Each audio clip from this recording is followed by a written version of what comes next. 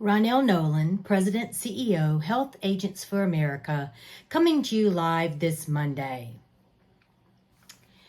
I have to say, Friday, I had a conversation with our immediate chairwoman of the board that I felt like I was going to have a heart attack.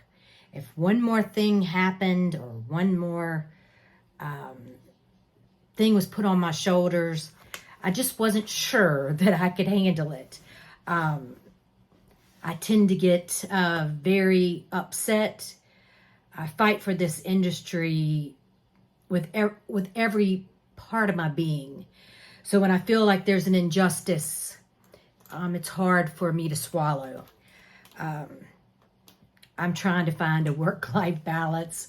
It just doesn't seem to always come to me very easily.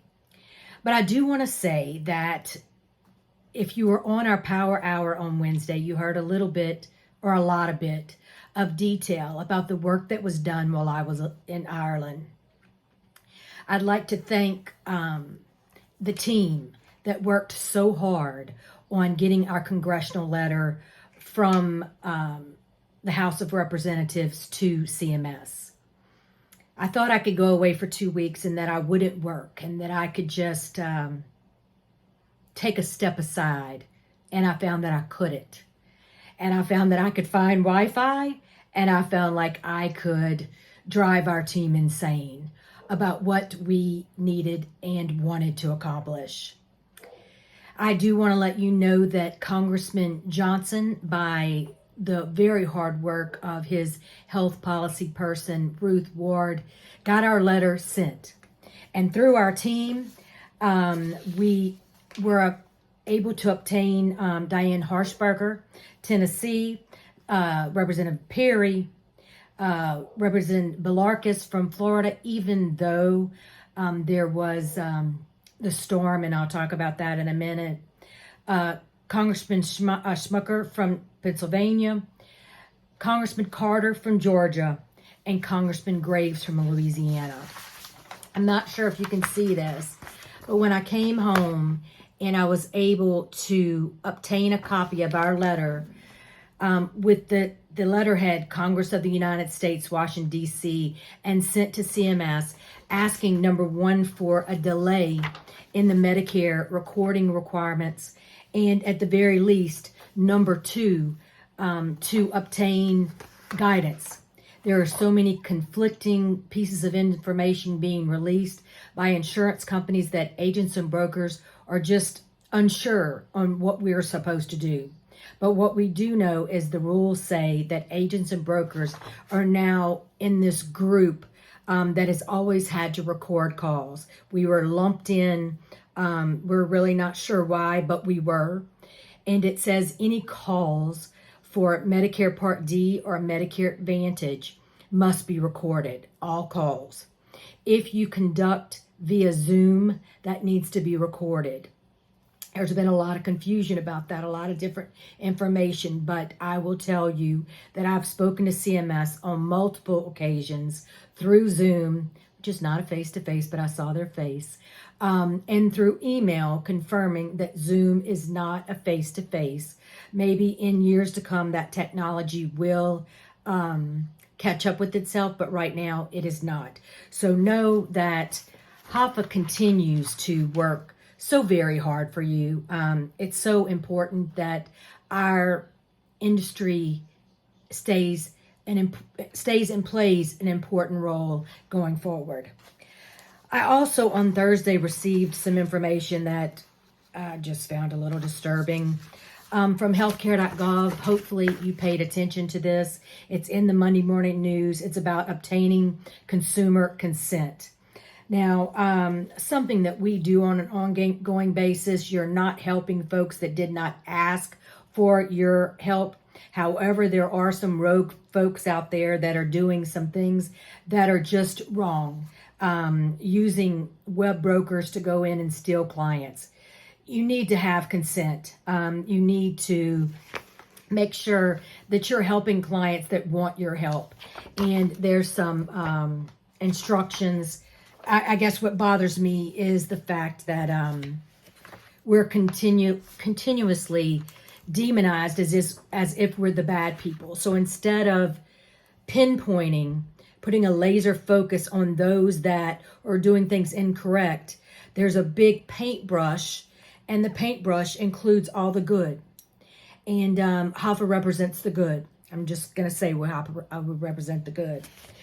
One thing that happened on Friday that just had my blood boiling is that some of our members that are dual members with other associations sent me a Washington update from another association.